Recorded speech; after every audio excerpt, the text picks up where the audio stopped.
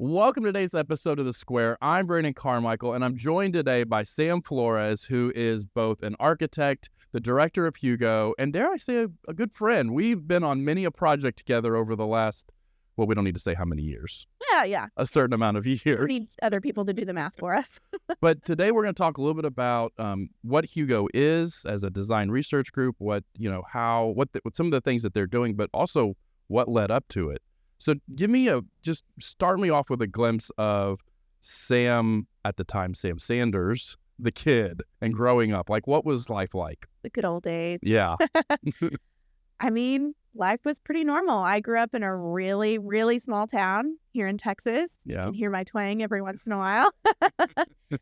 Grew up with one sister, and yeah, life was great. So because we're friends and I know that you feel free to throw a fanny pack at me if needed, I've put some images together and I just want to run through them really quickly and you kind of give me a sentence or two about them. Okay. So speaking of your sister. That is my sister. That's us as babies. We're only 16 months apart, so you're really close. Do you have any other siblings or Nope. just your sister? Just her. She's the older one. I'm the younger one here. Yes. And yeah, we're 16 months apart. We do so many things together. We're about to go to Taylor Swift together. So Oh, there you go. really Sweet. All right, next picture is, this is the drum. The drum. Yeah. So tell me a little bit about this. This was when we first started considering research as a consolidated effort across our firm. And we were actually in the talks of creating Hugo at this point. And, this was an event that we held for American Airlines, but really we opened it up to a lot of different clients across the board because it was helping our, industry and helping our clients understand that research kind of filters into every part of the design process. Yeah. And that, looking at emerging technologies and then how people adopt those emerging technologies can actually transform the architecture that we design. I remember because the drum only hung about like 4 feet off the ground. Yeah, and it was go into it. It was this really unique experience. I remember the first time we took it to a conference, the grip guys were like, do you want us to put it up above, like a sign? We're like, nope, 4 feet off the ground. They're like, 4 feet off the ground? But you get in there and it kind of blocked out all the sound and you could really immerse yourself in this beautiful mural that you had on the inside. And then everybody always wondered, like, what are people doing in there? Yeah, What's in there? What's in there? And then they get in there and be like, there's no food. Okay, well, thanks. They want to be in the ring, and then all of a sudden it's like, whatever. Yeah. All right, next one is, the eVTOLs. Yeah. So when we started Hugo, one of our first projects with the aviation team was the Uber Elevate project. So take a quick second, give the 30-second description of what Hugo is. So Hugo is a research and innovations group here at Corgan. And what we do is we look at and follow emerging technologies. And we also try to get a great understanding of the shifts in human behavior across time. And we look for the intersection of the two to help us, identify emerging markets or look for larger trends that might point us to developing our architecture or designing in a different way, creating new services for our clients. Yeah. So really trying to get that, a little bit of those future predictions and planning for those future flexibility, those types of things. And so some of the research that we do is really future forward. So something like Uber Elevate, where we're trying to help our aviation clients understand what those networks of operation will be in the future and how to integrate this into their current facilities. And then on the flip side, when we're looking at human behavior, we're trying to understand who is the market for eVTOLs, who's going to be taking these, what price point do these need to really be at? And when we start thinking about that price point, well, what do the facilities need to do to support that type of user behavior? Right. And how are people going to be using this? So there's a lot of, here's an eVTOL and it's emerging technology. And then there's a lot of research that goes into like, how is it going to operate? So how long before I can go up to the top of Corgan's building and grab an eVTOL to DFW to avoid all the traffic? That might be a question for Scott. A few years before, see if they're going to put an eVTOL pad up on the top. Yeah. All right, our next picture, I think, was one of the projects we worked on together. Yes, the robot. So this was for TMG. Yeah. And I remember the first day we got together and they were like, hey, we want to launch this product, which is now launched, so we can talk about it. And it was a two-phase immersion cooling. Thank you. Yes. Yes. So TMG was rethinking how to do a traditional data center design. Yeah, they were looking at how they can solve the problem with edge compute. And so they wanted, because their product was modular, they wanted the booth to be an experience where they could walk through, learn about the product, but have an extremely immersive experience that engaged all of your senses. I forget exactly how a robot came in there, but I remember this mural and the touchscreens and the sound isolation and the whole thing was a really cool project to start off on. Yeah, I mean, it was in 2019, Data Center World conference, and we probably had one of the biggest and most elaborate booths. Yeah. As you can see here, there was a space where you can learn about the product through different touch screens on the exterior. You could see how it would impact your data center.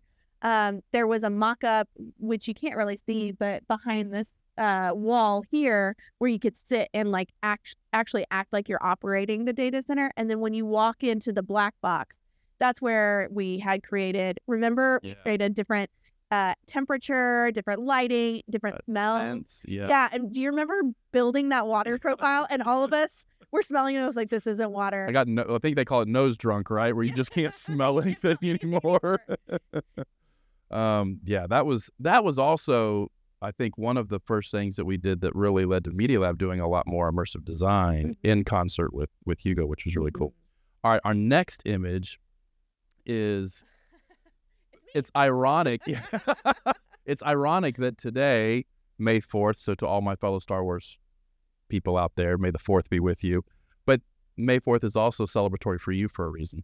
It's Audrey Hepburn's birthday. It's Audrey Hepburn's birthday.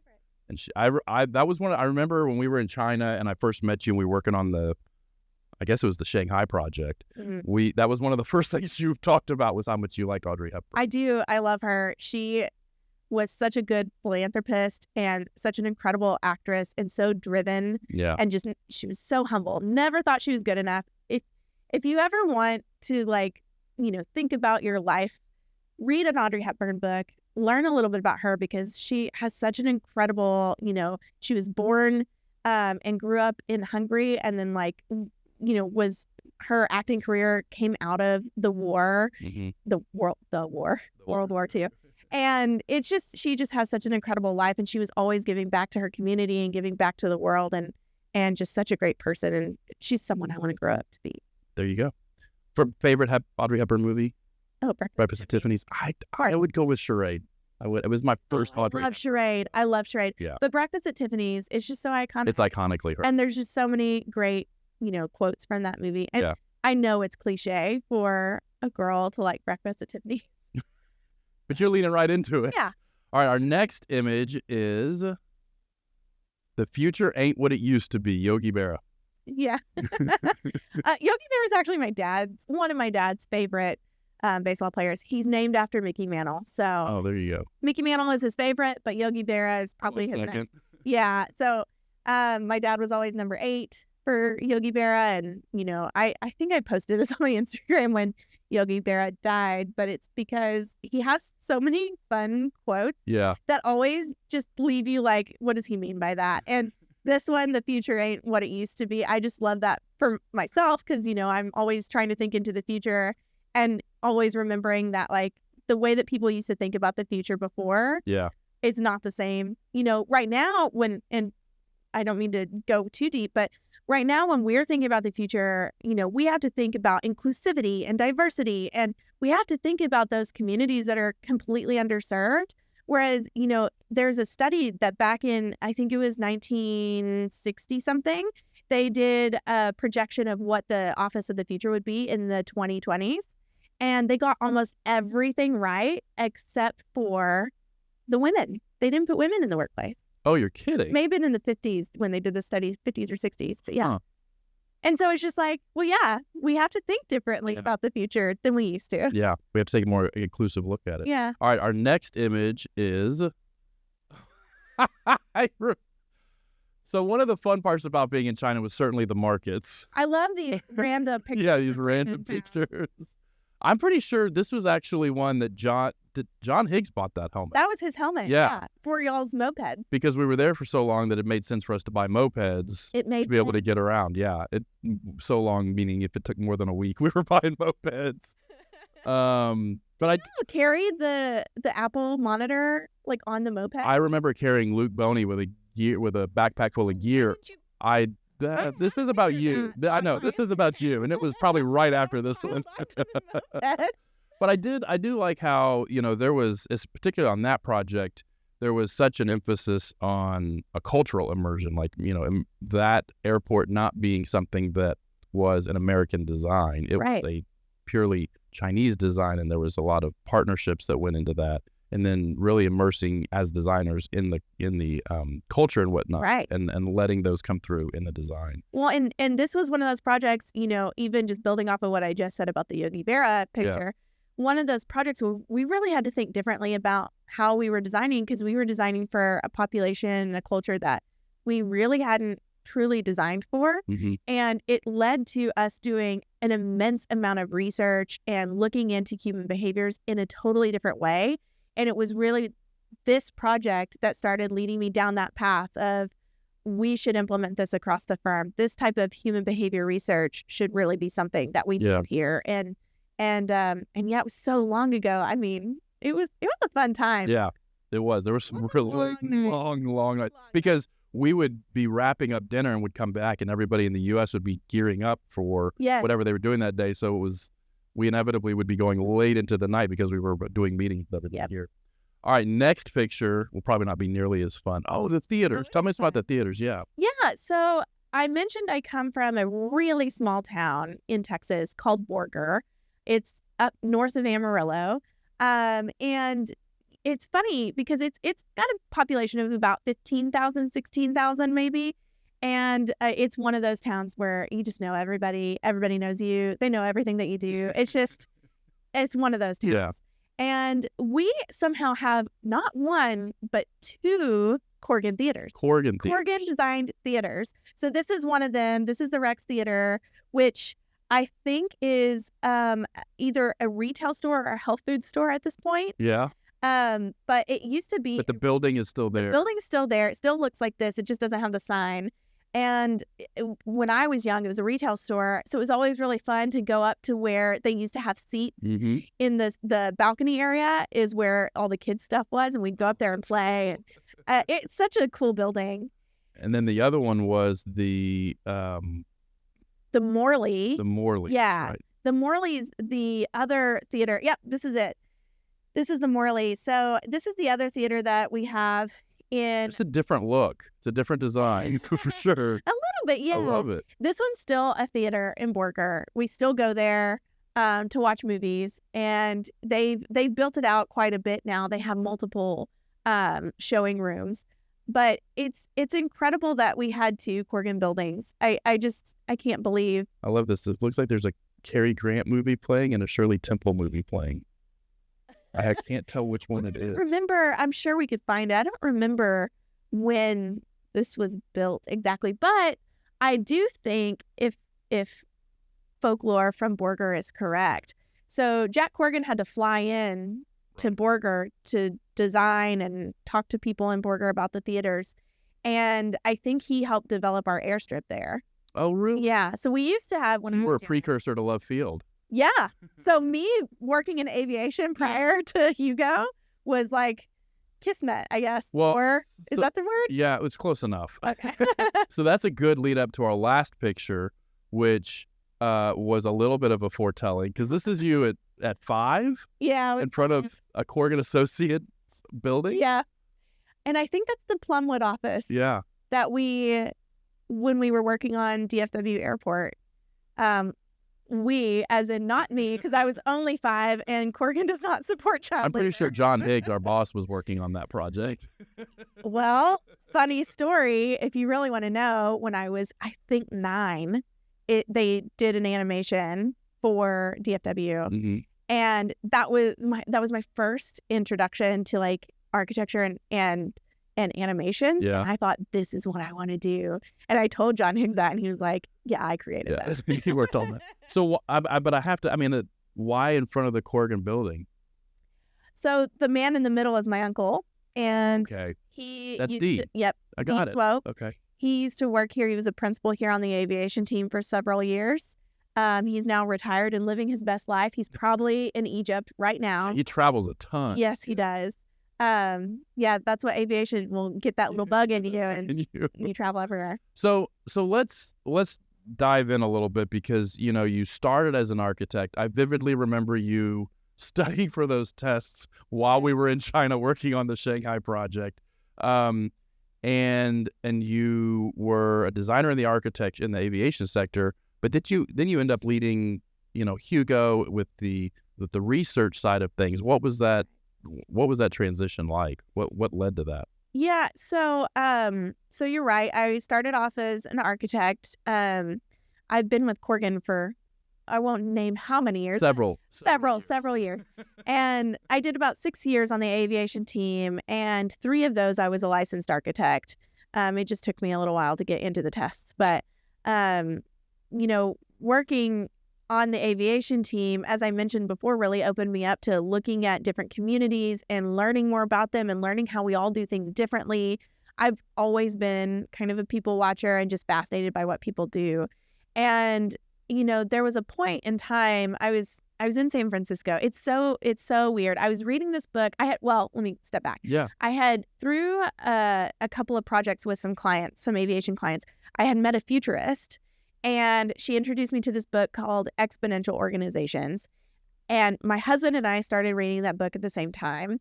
And we were in San Francisco, and we were like, well, what would it be like if, he works in data? And so what would it be like if his company and my company, our talents kind of merged? And it's again with the cliche. I already said the Audrey Hepburn cliche, but it was one of those, we were at a hotel bar, we had napkins, we had pens, and we started writing out like, well, you would have to do all this type of human behavioral analysis, and what would that look like? And you'd have to do research into future emerging technologies, and what would that look like? And who would those players be? And we were in San Francisco, so, we had all those you had the vibes. Yeah, you had the juices flowing. And from there, it really was just an opportune moment, because when I pitched it to leaders here at the firm, they were all very receptive, because it was something that we needed here at Corgan, and something that they saw as a need, and something they had actually been thinking about as well. So which passion came first?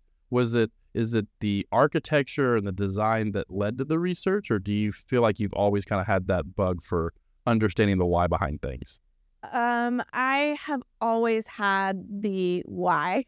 I think that comes from just being a kid at heart and always needing to know the answer. I mean, you have 2 small kids, you know this. 100%.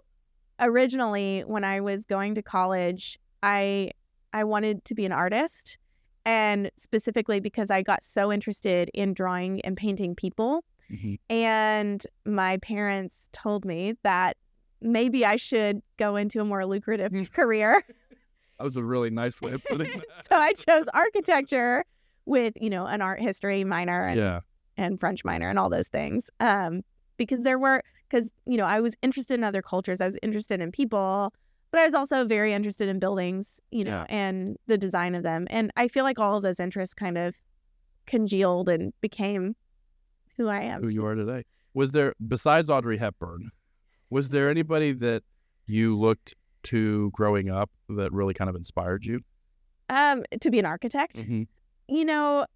My first introduction to architecture, I feel like I'm full of cliches today, but my first introduction to architecture was Corgan. Mm-hmm. And, my uncle introduced me to a lot of the design work that they were doing. And so naturally, I was just very interested in what Corgan was doing, what buildings they were designing, what markets they were in. But I didn't really get influencers into, architecture until I was in college. And then I had a lot of influence. I was heavily influenced, and you can see this in my work, by UN Studio and Liz Diller and, Diller, Scapidio, and Renfro. And then, of course, Bjarke Ingels. I was waiting for it. So, and it was great because I actually... Big fan. I am I am. I fangirled when I met him for the first time and the second time. And then I got to learn under Liz Diller. Yeah. And she was my mentor in grad school. So it's really great that I was heavily influenced by these people that I then, and through Corgan and aviation, I get to work with you in studio. So all of the influencers that, kind of helped me along my collegiate career, I've gotten to meet in my professional career, and it's just been really exciting. When you think about that professional career, are there projects that stand out to you as kind of milestone projects that were a big part of, creating who you are as a designer and as a leader? Yeah, I think there are a lot of really great projects I've worked on. And, when I think of milestones, obviously Shanghai is one big milestone. It was our first big competition win, at least for me. I think one of the biggest for the aviation team at the time. It's funny. One of the projects I consider a milestone project is the Dallas Aviation Headquarters, which is a really small building right off of Lemon. And it's because it was the first one where I really got to dig into like design and construction detailing, and I got to lead a portion of the design project. So it was really inspiring. Some ownership. Yeah, and I got to talk to the people about how they worked and design their offices around them. And Uber Elevate, those were obviously huge milestones for me because there were actually 2 Uber Elevate projects, and one I worked on while I was on the aviation team, and one I worked on as the Hugo director. Right. And it was clear to me that this was a turning point for me because I'm not an aviation architect anymore. I am someone who's looking into the future and really trying to figure out how we can bring that future into reality. So those were some really big projects for me. So speaking of, projects as the director of Hugo, you made the case, which is one of the things I love about our leadership, shameless plug. You made the case of why you felt like it was going to be beneficial to the firm. They supported you. You start this team. It starts as you, and then there's one person, and now you're leading a team of 5 other people. So there's 6 of you total. Right.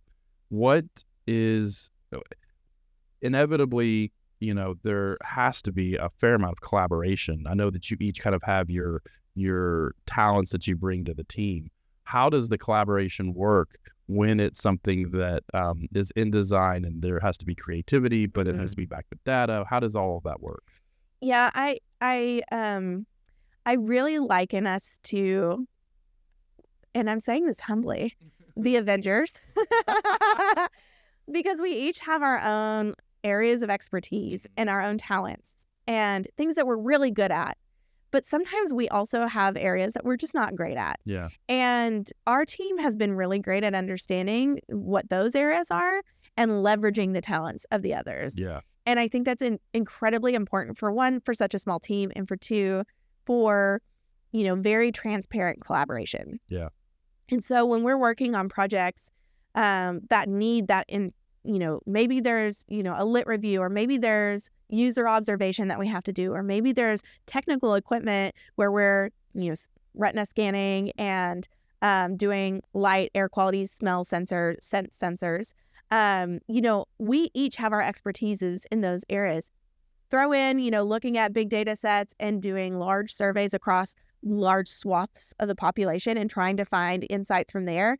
I mean, when you think about all of that together, and then that moving into architecture and design and translating that back to the human who's using the space, that really kind of encompasses how we work together as a collaborative team.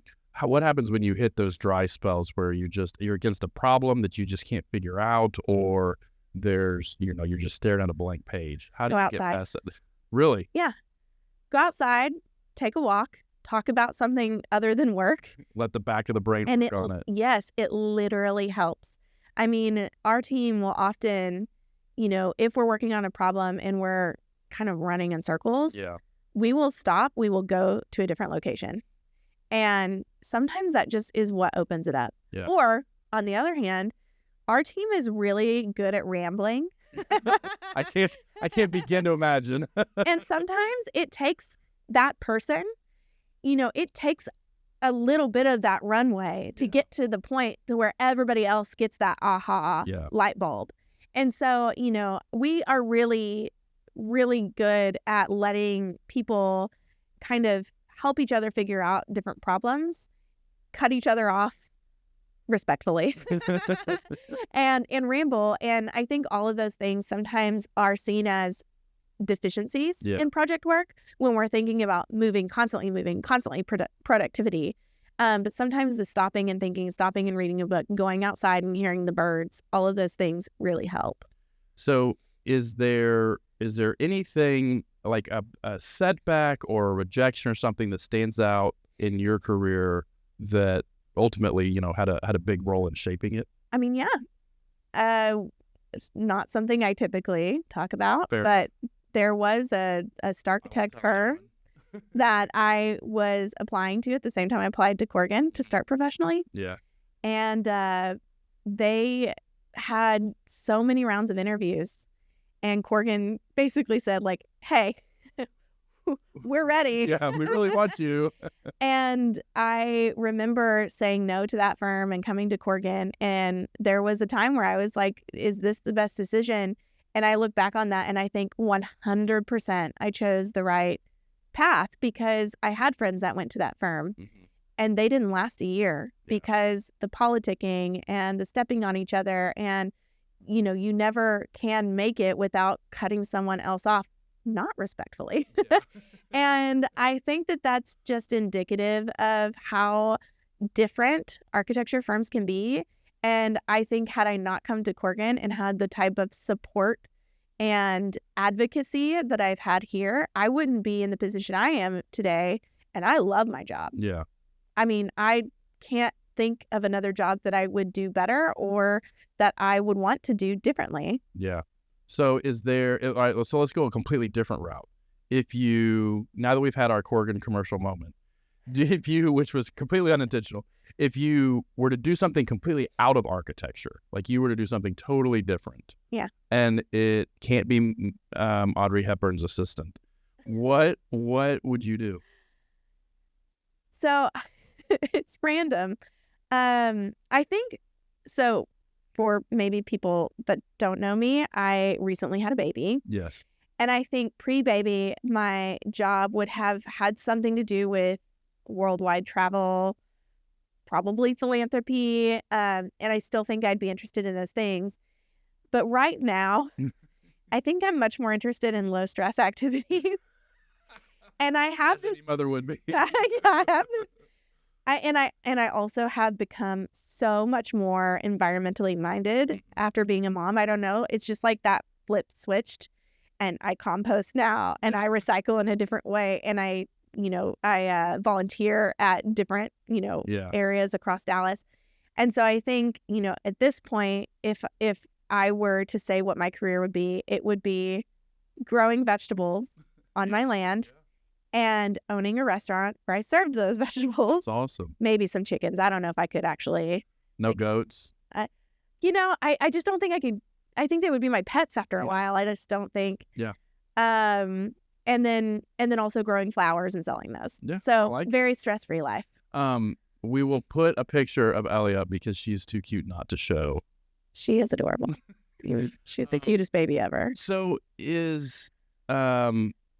I had one other question for you about Hugo, because I can imagine, especially when you are, like you said in your own words, you're looking at what's next, you're looking at some of the design trends. On any given day, you can be hit with so many ideas, and some of them have a long burn, and some, like everything that's going on with generative AI right now, it's just exploded. Literally, I was in a meeting today. Literally every day there's something new coming out in a different way people are thinking to use it.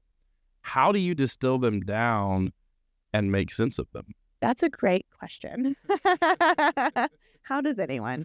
No, I mean, one of my favorite questions that we get from people outside of Hugo is, what does a typical day look like? Mm-hmm. And it's really challenging to answer that because, like you mentioned, we have different issues to tackle every day. So, for example, we have several projects on our plate that are, months long. And we've had research that have taken years, and we have projects that literally need to be done in 4 hours. Yeah. And I think what's interesting is that part of our day is tackling those ongoing tasks. And then the other part of our day is left to help out where needed across the firm. And that helps us be agile, but that's how we've basically structured our team. Yeah. You're going to have two ways of looking at it. It's going to be a losing battle. You can never get a handle on it, or it's going to be an exciting adventure. There's always something new. And I get the impression you guys are definitely in that latter group. Yeah. And what's fun is when we find out that across the firm, there are people asking for the same thing, but they just don't know what they're asking for. Right. And then we actually can ball up that offering as a service and start to streamline it. And I think the streamlining process is really fun because we're using it constantly and we're finding a way to then pass it off to the firm. Yeah. So that, we can actually start to tackle a few new things. Now, we're not always asked to design something, that has to be fully operational after 5 weeks and mobile and dynamic. You know which project I'm referring to. Yep. But we love those questions that come to us where someone's like, I literally don't know how to answer this client request. Right. What would you do? And that's when we get to say, well, here's all the things out of the box that we would do, and something will stick to the wall. And then that's where we just go. So typically when we wrap up these episodes, one of the questions we will ask a lot is what excites you about the future, particularly in architecture. It seems like an unnecessarily loaded question for you because you have that's what you do all day is think about that. But are there a couple of things that you feel like are going to be those key, turns that have a long lasting effect on architecture?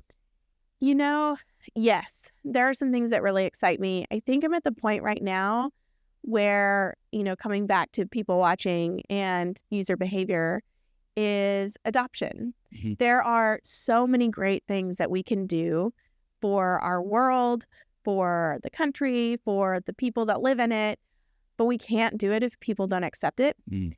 And I think that seemed like a losing battle several years ago, and we're starting to turn the corner with adoption. And that is on part of large companies, that is on part of individuals like you and me that are adopting technology and adopting innovation and adopting environmental awareness in a lot of different ways. And so I think right now the thing that's most interesting to me about the future is seeing people's minds change around very, very specific and very global topics. So it's adopting a mindset, really. Yes. And it's the transition, right? Because we're looking at, adopting different ways of designing across generations. And so when we as architects today are designing, I'm not designing for me. Right. I'm designing for younger generation. Right. And I think that's always something we need to keep in mind, especially when we know that those generations coming up have a lot more knowledge in a lot of different areas. Yeah. And also have career paths that don't exist today. Yeah. So we could be designing an office to house people that are going to be designing the next moon base. Yeah. We could be designing an office that integrates vertical farming and gives food to our communities. So I think that the interest to me lies in what will people adopt, when will they adopt it, and how can we help them get there? Yeah. Well, I'm excited to see, shameless plug for the Curiosity Report, because that comes out kind of throughout the year and it hits on these different topics we've been talking about the future trends. So make sure you check that out. Sam, thank you so much for being here. Of course. Thank you for having me. And thank you for watching. For more information about Hugo and some of what we've been talking about, including maybe a link to the IMDb page for Breakfast at Tiffany's, because, you got to put it down there. We'll put that down in the description below. Other than that, make sure you tune in next time.